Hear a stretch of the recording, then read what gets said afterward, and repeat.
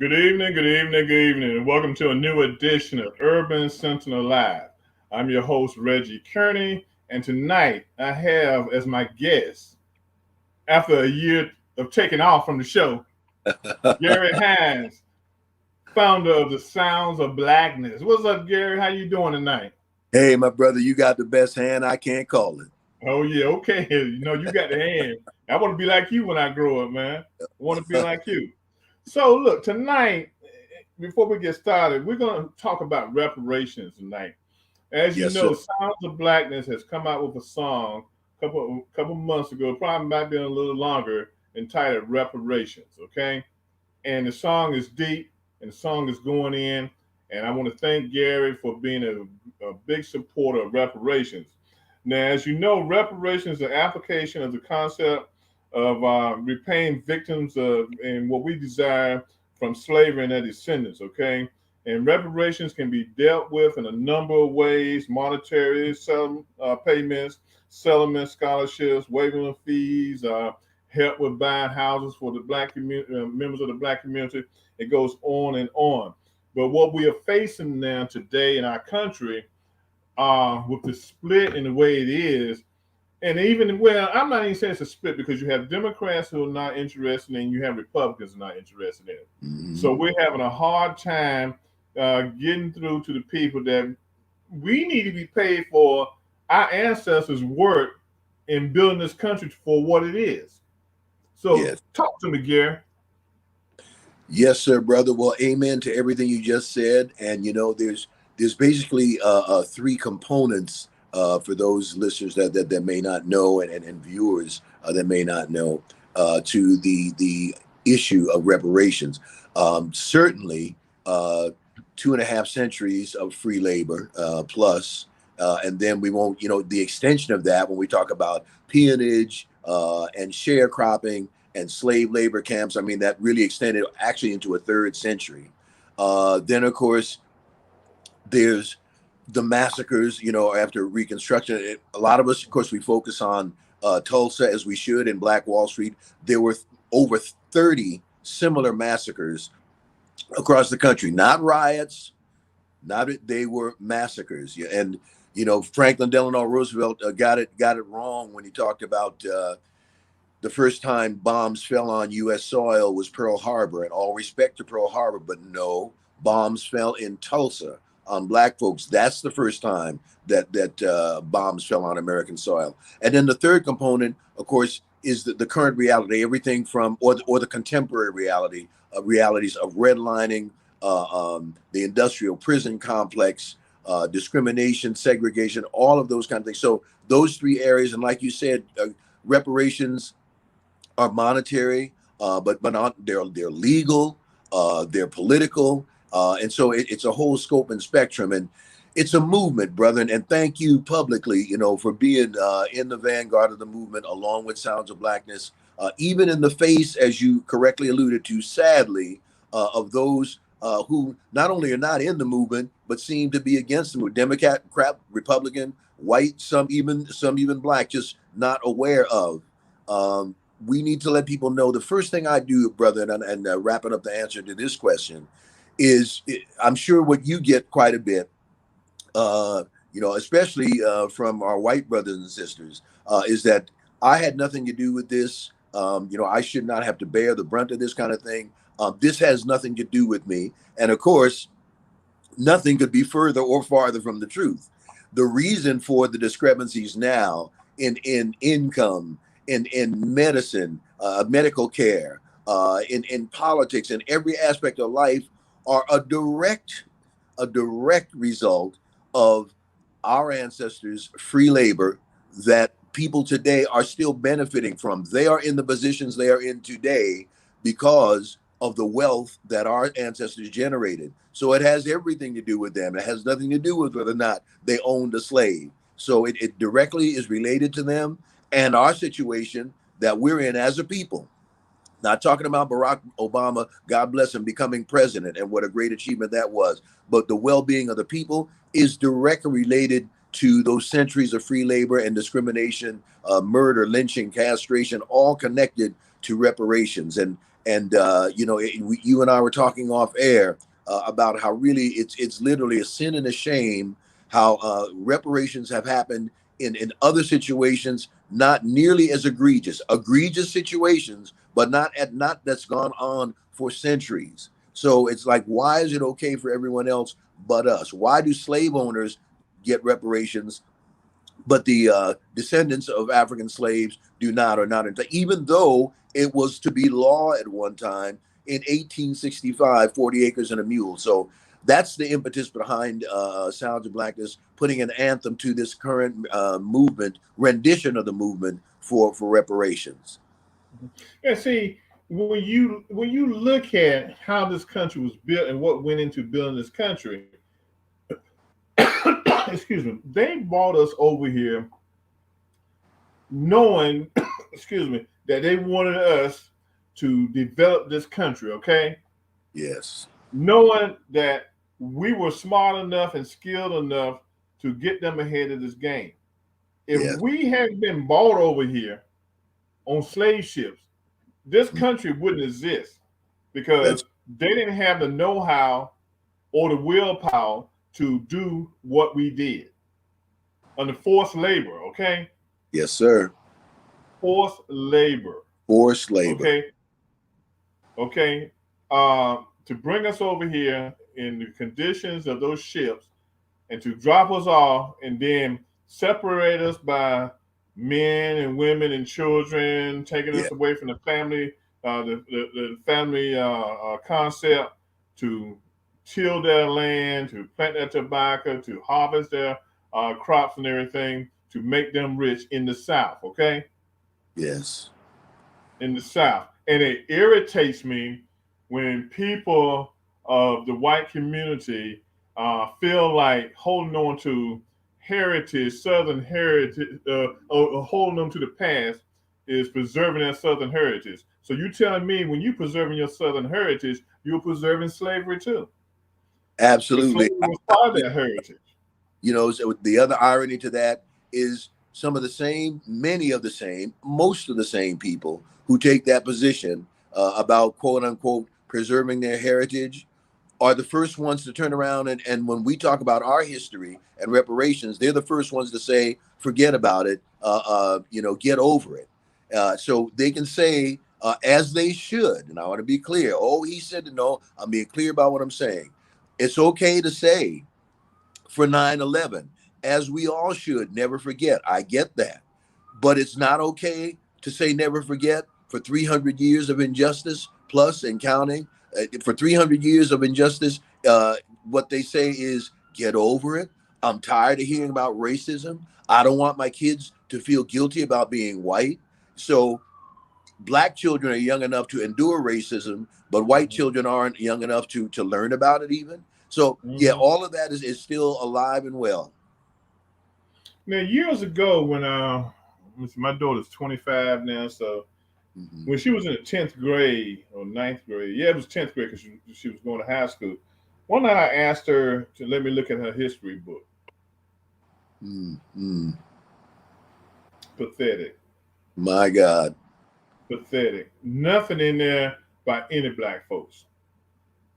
Small sentences, but nothing about slavery, nothing about nothing, okay? Right. Well, Because you they're know trying what? to erase history. They're trying to erase it. Oh, deliberately, conscientiously, because as the great James Baldwin, so eloquently said, what we were taught is that we had no history. Mhm. That Africa was jungle and had and savagery and that we were subhuman. That's what we were taught. So we were the miseducation of the Negro. Just all of that ties into one. And the irony is, of course, in fact, I would want to say this when you mentioned about your daughter, and I think you said it was her high school or whatever class. Mhm. It goes into higher education. I'm a proud alumni of McAllister College, where Sounds of Blackness was born, right here in the Twin Cities, McAllister College. And I had a great history professor, Professor Boyd. I'll never forget. Wonderful gentleman, knowledgeable, just a brilliant professor and teacher. And I was in one of his courses, and he was teaching the kingdoms of the world, okay, the history of world kingdoms. And he covered, oh my God, he covered everything as he should, the Incas and the Mayas, and he covered Rome and the Greeks and all that, and went through what he called the 23 kingdoms, with no mention of Ghana, Mali, Songhai, of Kush, you know, of no of the. And so when he finished the lecture, I raised my hand. I forget. I said, Professor Boyd, with all due respect, why is there no mention of the great kingdoms of Africa?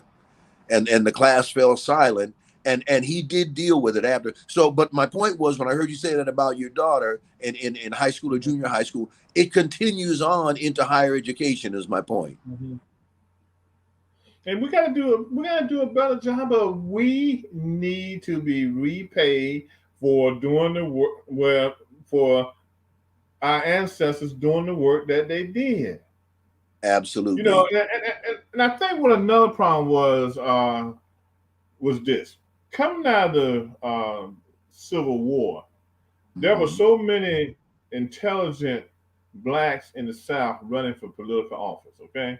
Yes. And they were getting elected, okay? So, yes, successfully. Yes. And successfully getting elected.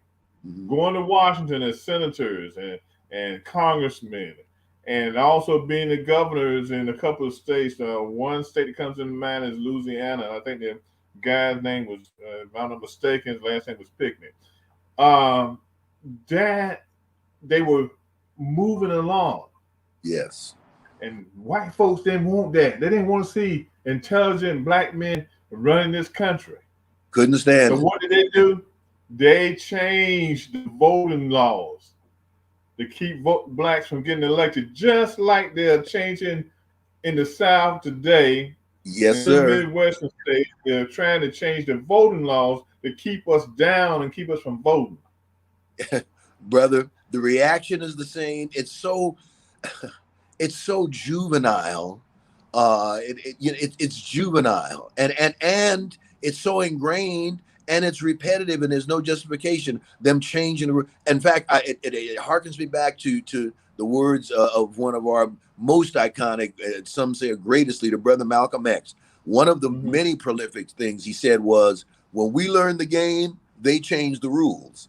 And sure, they did it, you know, a century and a half ago, and doing the same thing right now all over again, which tells us that the same mentality is there about they're subhuman, they don't really deserve this, and so it was more overt then. Well, it's starting to be more overt now, you know, with the Karens of the world and all that kind of thing, but it hasn't gone anywhere. Even, like I say, with the election of a Barack Obama notwithstanding, if there's anything, and I can't believe I'm fixing my mouth to say this, that I would ever thank Donald Trump for, it would be for pulling the veneer off of the thin veneer off of that myth of post-racial America, and that everybody's kumbaya now. No. That sentiment from 1865, where with the rescinding of 40 acres and a mule, and the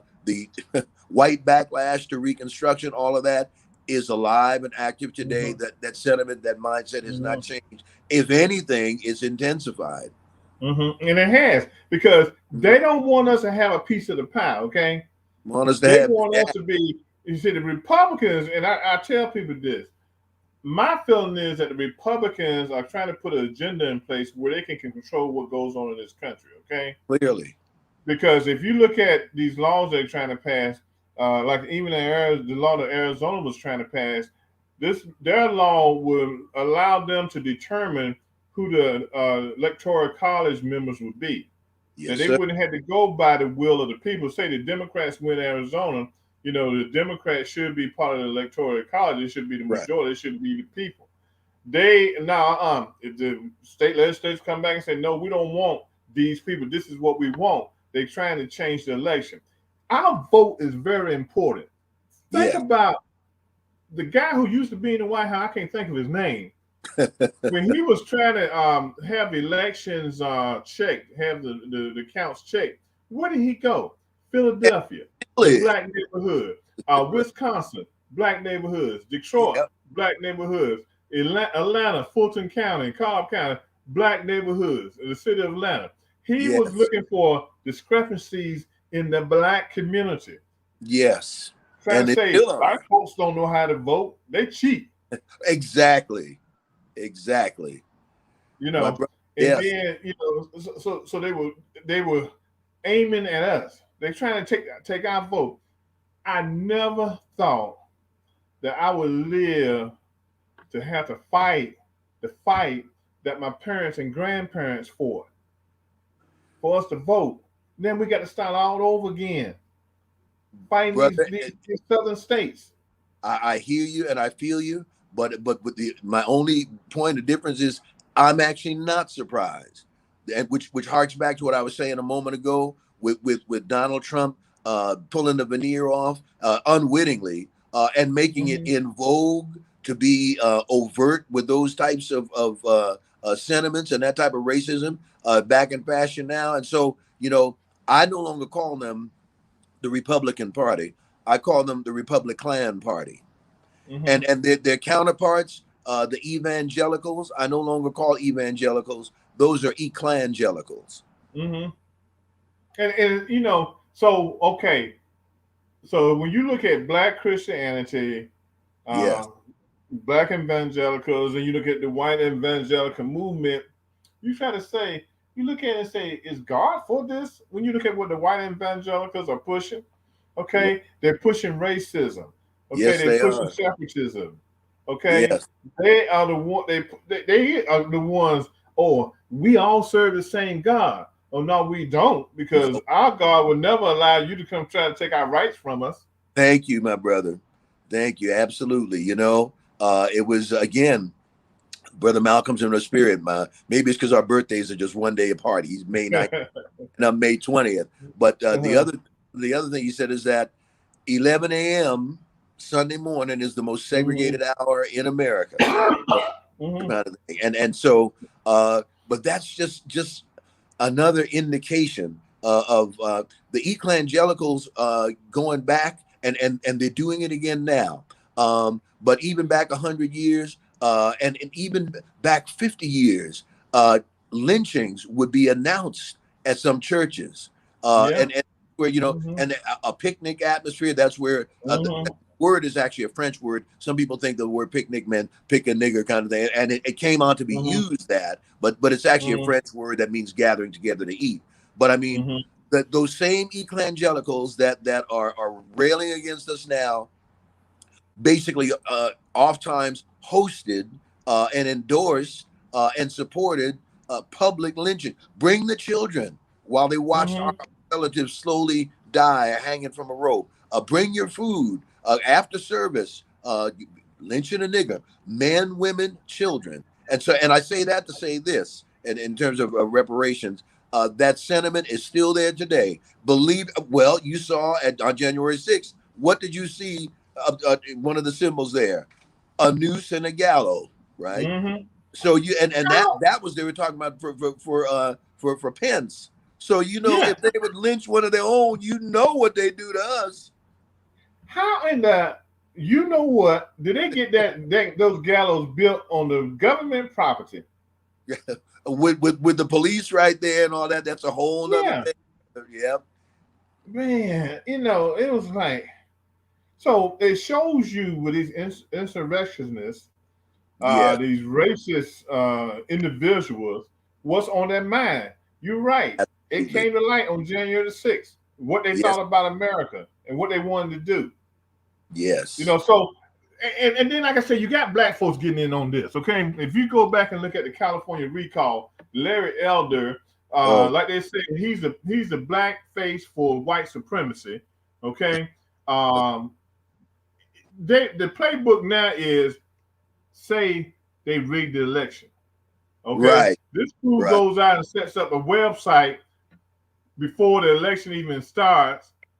The theme of the website is the Democrats stole the election. Uh, Somebody leaked it out, okay? the Somebody big leaked the website out before it even was hit, was even right. was taken live, okay? That's the Right. thinking of those guys now. So every election going forward, if a Republican loses, first thing they're gonna get on TV and say is that the Democrats have rigged the election. They stole the election. Absolutely, that it's ongoing now, brother. It's par for the Yeah. course right now, and Now that's I told. Let me just say this. I told sure. people 4 years, 5, 6 years ago, when that guy who used to be in the White House got elected, I said, listen to him. He's already setting the scenario for 4 years down the road. He's That's right. already talking about that 4 years from now we're gonna have problems with voting because the Democrats are gonna try to change things. Right, right. Supposedly gonna try to change things. So he brought the scenario into the race. Yes, and is continuing that even out of office now. He's working Mm-hmm. on other states. It's just amazing, and has the support of the overwhelming majority of the Republican Party, Republican Mm-hmm. Party. So Yeah, yeah, it's not going anywhere. In fact, it's only worsening, my brother. yeah. These guys are so scared of him. What can he do for him? To him? He's just another man. Well, They. what they're afraid of, my brother, and here's what's so deep about that. If I may try to answer your Mm-hmm. question from my perspective, Mm-hmm. is they know that what he expresses is at the heart of the sentiment of an overwhelming majority of his supporters. That's why I call it the Republican Party, that are anti-black, anti-women, anti-rights, and he's expressing all of that and keeping it in vogue and putting it out there. And they know that he is their champion. He's their spokesperson, expressing what their majority, their sentiments. And so they may not have the juice to say it and get away with what he does and says. But that's why they know that to go against him is going to go against the overwhelming majority of the Republican Party sentiment. Mm-hmm. And what kills me too, on Sunday afternoon, we all go to the stadium and get together, and we're all loving each other as we watch these football games. Okay, and Right. then you're sitting through there. If you look at the football stadium, how many of these individuals are racist, but enjoy the Right. entertainment that black athletes and some white athletes provide for them on Sunday afternoon? Absolutely, brother. The irony, just it's never ending, really. Mm-hmm. Yeah, The but first. great, the father of the Harlem Renaissance, the great Mm-hmm. spokesman poet Alain Locke had a Mm-hmm. great saying, prose for what to embody what you just said, and he said it boggles the human mind how a people could be so culturally esteemed but socially despised. Mm-hmm. Yep, he said Mm-hmm. it almost surpasses human understanding is the exact quote, Mm-hmm. and it does. Yeah, It's culturally esteemed but socially despised. yeah. And it happens. It happens. Then the first thing they say, "Well, I'm not racist. I got black friends." That don't mean nothing No, sir. because you can go work with a black person or you can go shop with a black person. That don't mean a thing. And there are some relationships out there that the people are worthy of it, but you got a lot of hatred going on in this country now. And Yes, going back to the service times, the Sunday morning at 11 o'clock, that's never going to change. I mean, right, and I hate to say it, it's always going to be because for some reason, both of us we are comfortable in our own surroundings on Sunday morning. right. That is, and there are cultural and historical roots to that. Mm-hmm. There's for us, it was a relatively safe haven, and so and escape from, Mm-hmm. and so yes, the worship experience in and of itself, but also safe haven, and cultural nurturing, and Excuse me. spiritual nurturing as well. Mm-hmm. It still is that today.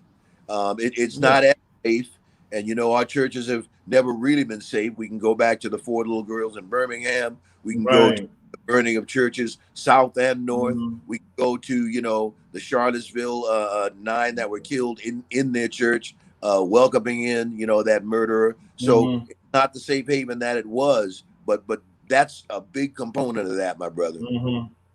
And I remember about 10 years ago, our church was vandalized by racist, putting on statements on the church building and stuff.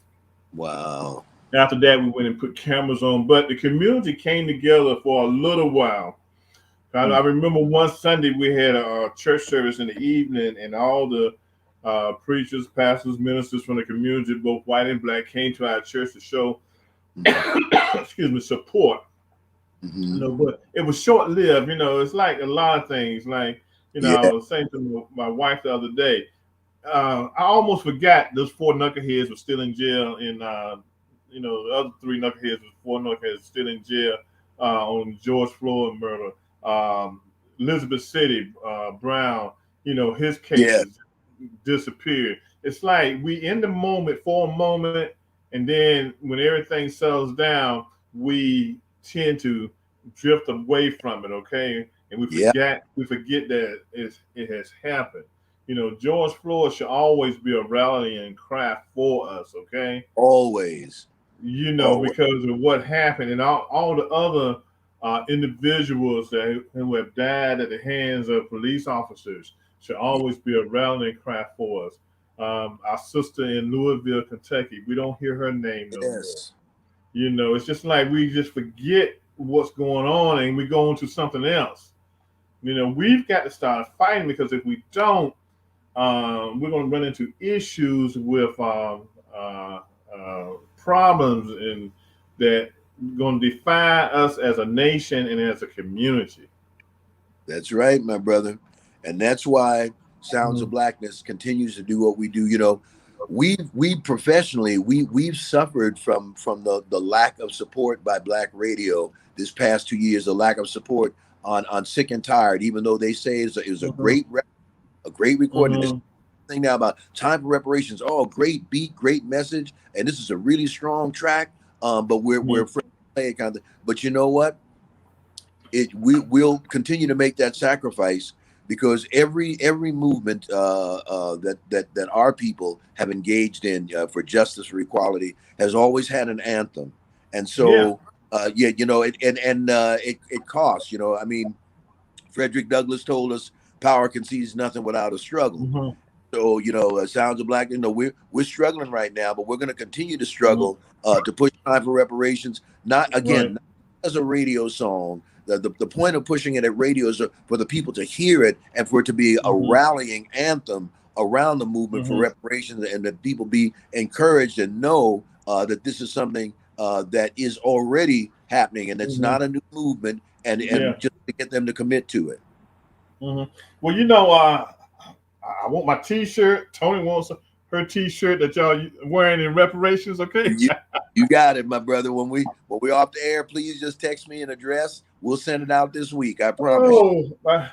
Yeah, tell you, we going to sleep. yeah, I felt like at my age that I could relax and not really get involved in politics no more, and allow the young people to take the mantle and run with it. Okay, I mean, I did my share of yelling and marching and stuff. I right. just want to sit back and relax, but we got to, man, because a lot of our young people don't know the importance of it. Okay, That's right.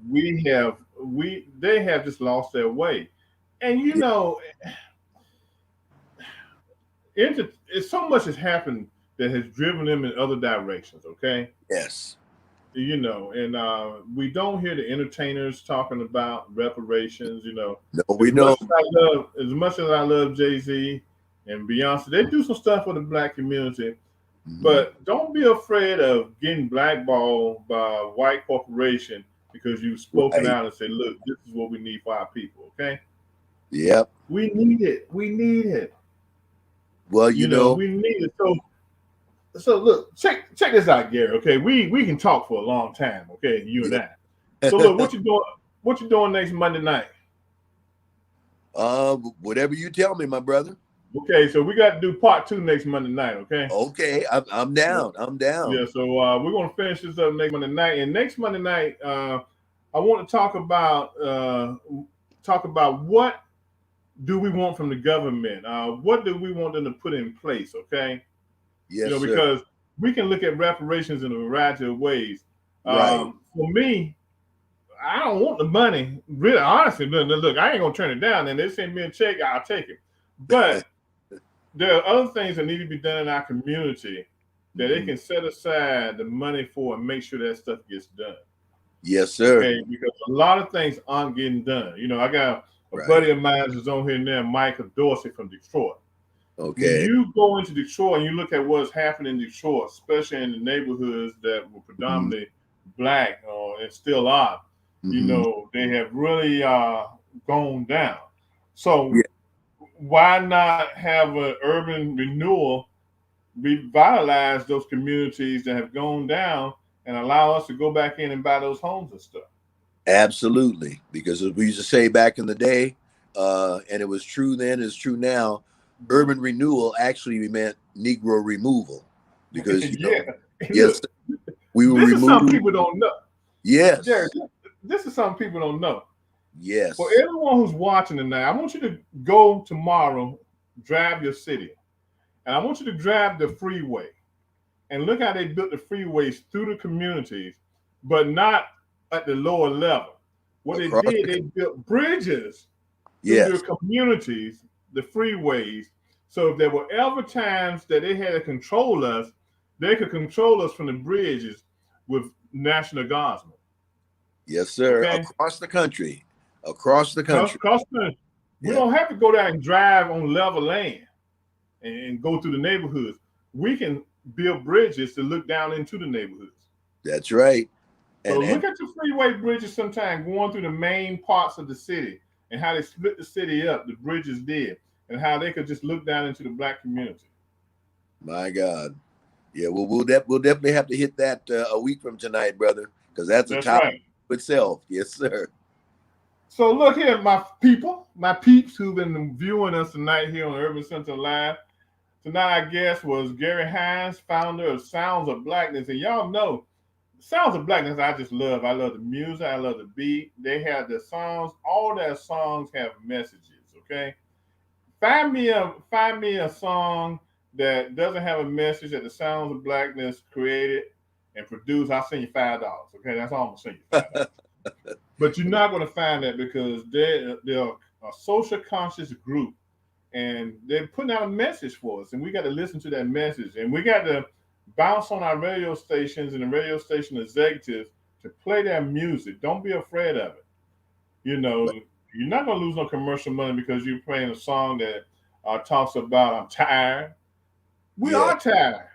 yes, sir.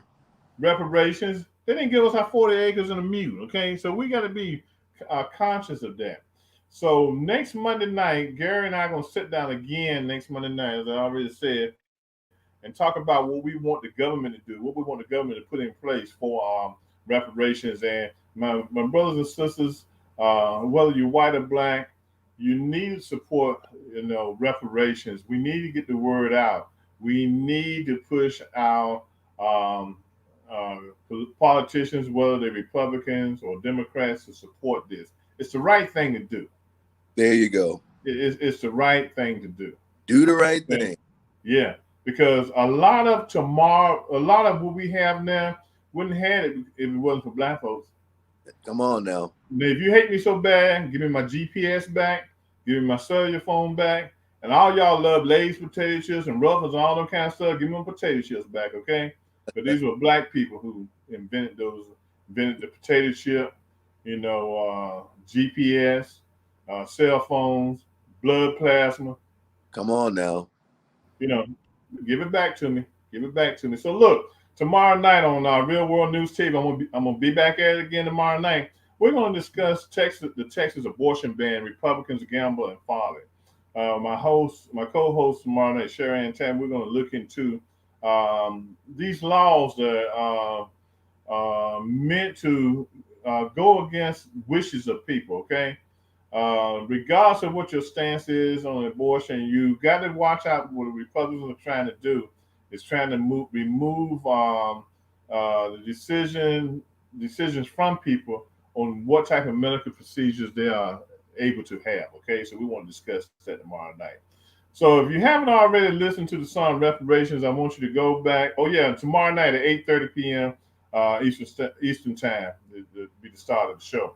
But if you haven't already listened to Reparations, go to YouTube, put Sounds of Blackness in, or either just put Reparations in. The song is there, okay? And the song is there. I Thank you. want you to listen to. I want you to listen to. And we got to support Sounds of Blackness, okay? So I don't know. We might have to do a little concert here in the DC area this year. If I can figure out how to get it set up, we got to do some stuff for Sounds of Blackness. But they're exceptionally brother. Bless you. Thank you. Yes. So look, everyone, come back next Monday night, 8:30 Eastern time, for another Urban Center live show, and Gary Hines and we're gonna continue on discussion about reparations. Until then, have a great week. Oh yeah, I'm representing Minneapolis tonight. Yes, Prince, Purple Rain. Gary was a good friend of Prince, so I thought I'd put this on tonight and represent Minneapolis. So go out and have a good rest of your week, and we'll see you again on Monday night, 8:30. Thank you, Gary. I'll talk to you. Thank you, my brother. We'll see you next week, okay? You got it, baby. Okay, take care now. Good night.